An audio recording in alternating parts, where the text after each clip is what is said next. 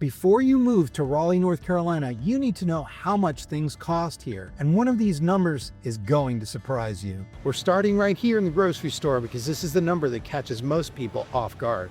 All right, so I can't handle every food item. As you know, there's about 1 million different food items in the grocery store. But let's start with something like, right now, this is kind of a multi-grain healthy food. This is Arnold whole grains multigrain bread. It's at $4.79 on sale, 50 cents off. Now, for some people, that might be a lot. Obviously, there's other types of bread here. Let me see if I can find something that's really common.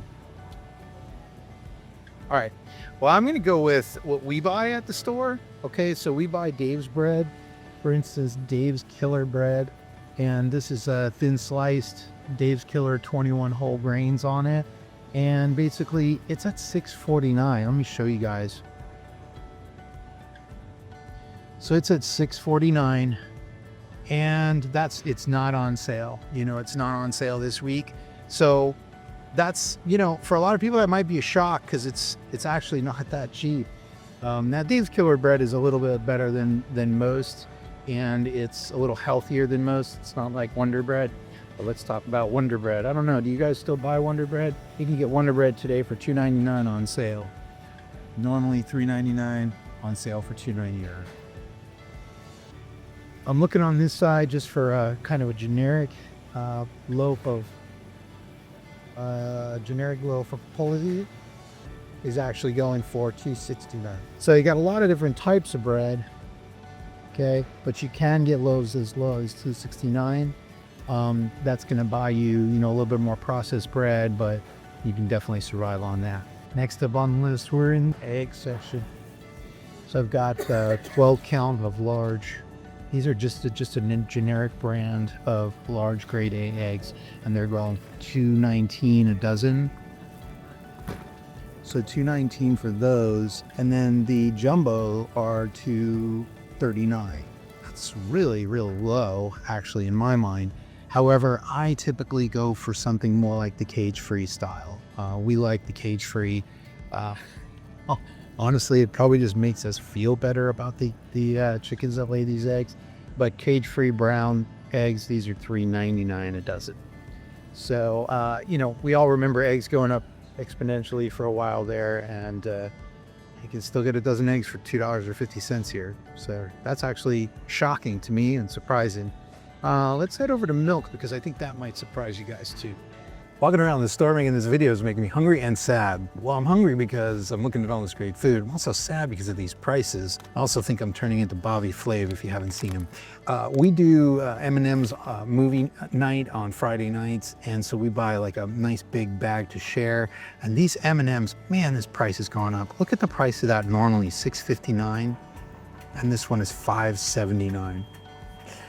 And so, yeah, I actually advise, and nobody really listens to me on this, but I advise buying the bigger bag, like the big mix bag, because look at the price of that. You're getting like 17 ounces for $11. Now, I don't advise eating all this sugar because, you know, quite honestly, it hasn't been good to me. But there you go. That gives you some pricing on some groceries here.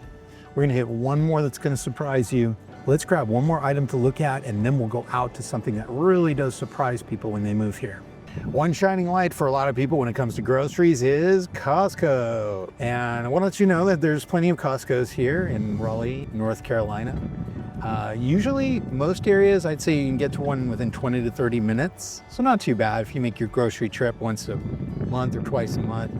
And you can get, you know, 24 eggs over there, high quality eggs for, you know, I don't know, $10 or something. So it's kind of definitely something we utilize. We go to 2 or 3 different places to shop just because we have specifics at each one. So you have to have a car if you're going to live in Raleigh, and it's very, very spread out. So those gas prices can really add up if you're doing, say, a 40-minute commute or a 30-minute commute, which is the average here in Raleigh, is a 30-minute commute to work. That being said, our average gas price is actually lower than the national gas average. Now let's talk that through for a second. So this is the AAA website, okay? AAA is the Automotive Agency of America, whatever it may be. And they're saying right now that the national average for regular gas is $3.63 a gallon. It's right there.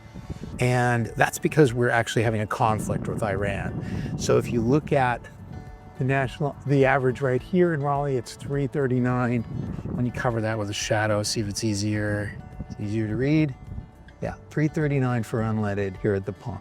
You heard me mention Iran. That's because as of this video today, we just got into a conflict, I would call it, with Iran. Some people call it a war. And the oil coming out of Iran has gone down, the prices have gone up, and national average has gone up, I think, 20% or 30% on gas. So right now you're looking at $3.39, but the national average is actually $3.60. So we are below the national average.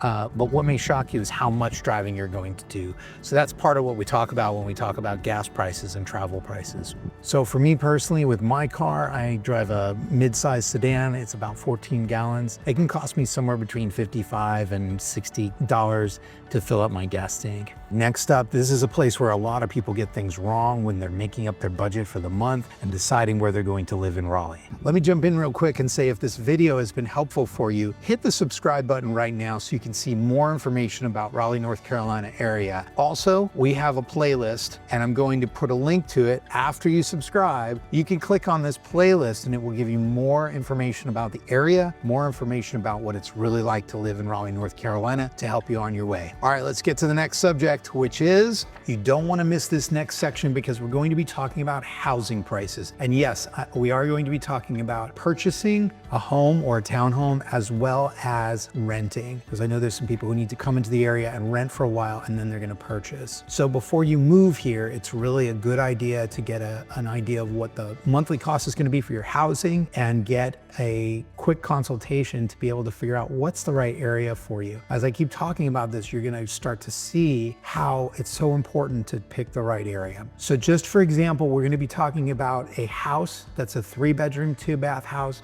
round about 2,000 square feet. Now, depending on where you're coming from, that may be a small home or maybe a large home. But this is kind of an average house in the area. Again, we're not talking about townhouse, we're talking about houses. Some of these may have HOAs. If they're built in the last 20 years, they probably have an HOA. If they're built 30 years or more, they probably won't have an HOA. Right now in the Raleigh area, the median sales price for a house around 2,000 square feet is $430,000. Now, I'm gonna tell you that a lot of houses sell for that price that are not in move-in condition. So you have to take this and balance it out with what you're really looking for. The average sales price for a single family home is $520,000. So what does that mean? That means the average of all the sales put together. So you have some very high ones, obviously, and that drags that number up. I would say if you're looking for a decent sized 3 to 4 bedroom house, 2,000 to 2,500 square feet, anywhere within 20 minutes or 30 minutes of downtown Raleigh or the Research Triangle Park, you're going to be looking at a $450 to $550 price range. Now, if you want to be in the heart of Cary, which is a hot spot, that number goes way up. It goes up to 600, 700 because of the demand for the area. Most houses are staying on market for about 60 days. That's 2 months. But if you see a well-priced house in a great area, go ahead and hop on it, call an agent, because that house may sell quickly. Also, right now, if you're looking at list price and you're thinking, well, is that the price they're really going to sell at? Most houses are selling at 98% of list price. So for example, if you're looking at a $400,000 list price for a home, you're likely going to pay $392,000 in the end. And here's something that matters if you're timing your move. Because most houses are sitting on market for say 30 to 60 days, if they're at that 60-day mark, you now have room to negotiate. So you want to make sure the house is what you think it is, take a tour or get a video tour, and then you have some room to negotiate and get a good deal on it. This next number kind of catches people off guard, so pay attention. Median price for a townhome in the Raleigh area is $365,000. Now that's actually about the average price for the nation for a house. So townhouses have gone up in value, especially as they're closer to central Raleigh. So if you look at the band around central downtown Raleigh, it's called 440. That's called the Belt Line. The Belt Line As you get inside the Beltline, the prices actually go up because downtown living is desirable for a lot of people, and a condo or a house in that area that's nice and moving condition is going to be valued more.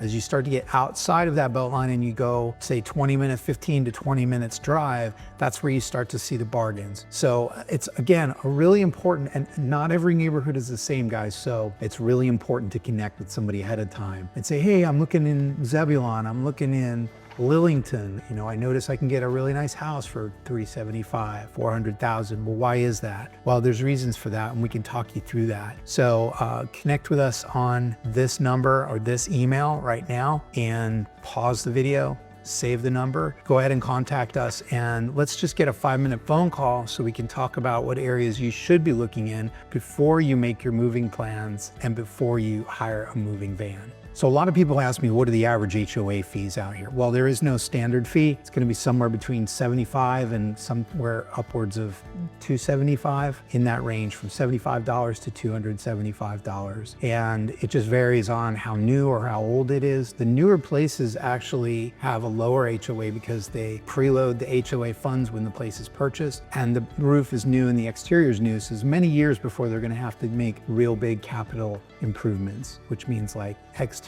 or roof. So they've got plenty of time to save up money.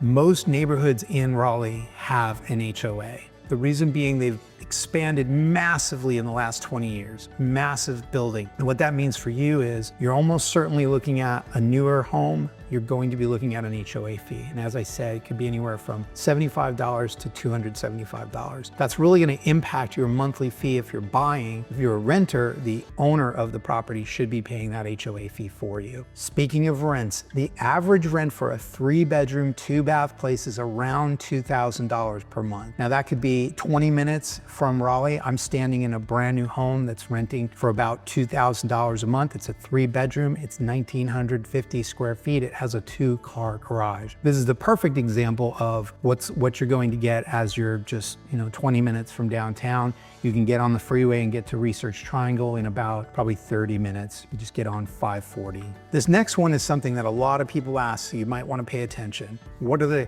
most affordable places to rent and what are the most expensive? Well, let's start with most expensive. North Hills is going to run you a high rent and a high purchase price. North Hills, which is at the north of downtown Raleigh, just off 440, is going to run you a high rent and probably maybe even 50% over what you would pay in other areas. Why is that? Well, you've got the North Hills shopping. It's an upscale area. All the shopping is upscale there. It's a little bit of a Beverly Hills for the area. Not quite Beverly Hills, but you know what I'm saying. There's higher end, nicer shops in the shopping area and around North Hills. Two of the more affordable areas to both rent and buy are South Park, Raleigh, and there's lots of South Parks out there, no reference to the TV show, and also Southeast Raleigh, down and to the east of the downtown Raleigh Beltline. So obviously those places might be a little bit rougher around the edges and more affordable to start with. Again, guys, this is the reason you don't want to just start looking at prices and applying for rents. You want to make sure and talk to somebody about that. I specialize in sales, but I can direct you into a good location for rent as well and help you find a safe place to live. So as you can see, the range here is pretty wide. I mean, up in North Hills, you could be paying $3,000 for rent that's somewhere down below Raleigh. South of Raleigh, you might be paying $2,000 or even $1,500. It's even more important to consult and find out the area that you're moving in before you end up in the wrong place. If you're wondering what this all adds up to, that's what we're going to talk about next.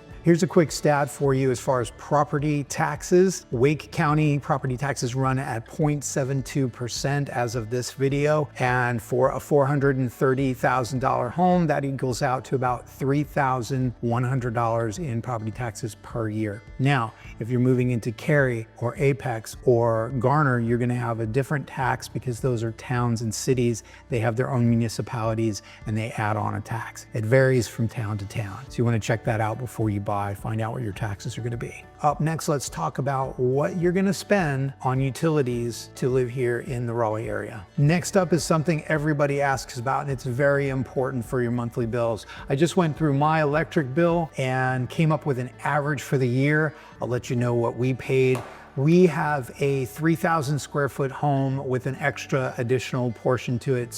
And we run 2 AC units. The AC and the heat are obviously going to be the biggest cost for you as far as your electricity and utility bills go. But let's start with something easy like gas and garbage. In the area that we live in, we don't pay city taxes. We only pay county taxes where I live. And so I have to pay $30 a month for somebody to come pick up the trash and recycling. It's not too bad. They charge us quarterly. As far as gas goes, $30 is also a good number for a gas bill. It depends on how much you use it. Of course, my wife likes to run the gas fireplace all the time, including in the summer. So we try to keep that down as much as we can. We don't use a gas oven, so $30 a month is about for gas. Duke Energy is the main energy provider for the area. It's called Duke. Has nothing to do with Duke University, it's just Duke. And Duke Energy is a major provider. Now, if you go to certain areas like Apex, they have their own electrical, gas, water, sewer all together. That's the city of Apex. If you go to somewhere like Cary, you're gonna pay Cary taxes. They're gonna pick up your trash. They're gonna cover some other costs for you. So it really varies from area to area how much you're gonna pay in utilities. But let's get back to our electrical. And we have, our bill varies from about $140 a month up to almost $500. And now let me tell you about the $500 before you go, what? That was when we had an ice storm, extreme cold winter, which was what happened this last winter. And it was kind of a crazy winter. Unusual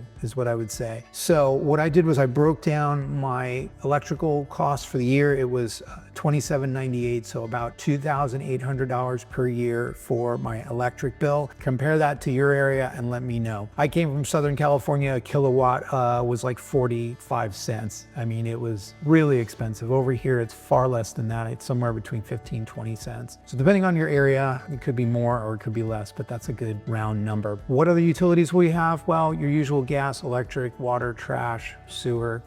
And if you buy a property that's outside of city and you don't have a sewer, you won't have to pay for sewer. If you buy outside of the city and you have a well, you won't have to pay for public water. So there's a lot of variations in the area. There's a lot of wells and there's a lot of septic. Septic is something you want to be very careful with. You want to check it out, make sure it's thoroughly inspected, pumped, and checked out before you get into a house with a well. What other utilities? Well, things to think about. If you buy a house, you're going to need to landscape. We have a lot of leaves drop. We have a lot of needles and pine needles and seeds and things that drop off the trees. They just cover all over the place. So obviously you want to be ready for that. If you want to get a mower or a ride-on or whatever, you can do that or just hire it out. If you live in a townhome, most HOAs will cover the basic front lawn and exterior landscape. They'll mostly will take care of that. They want to make sure it stays up, so you mostly don't have to worry about it with a townhome. Hey, by the way, if this information is helpful for you, just subscribe to our channel. We're going to send you some other videos that make a lot of sense for you to check out before you decide if Raleigh's a good area for you.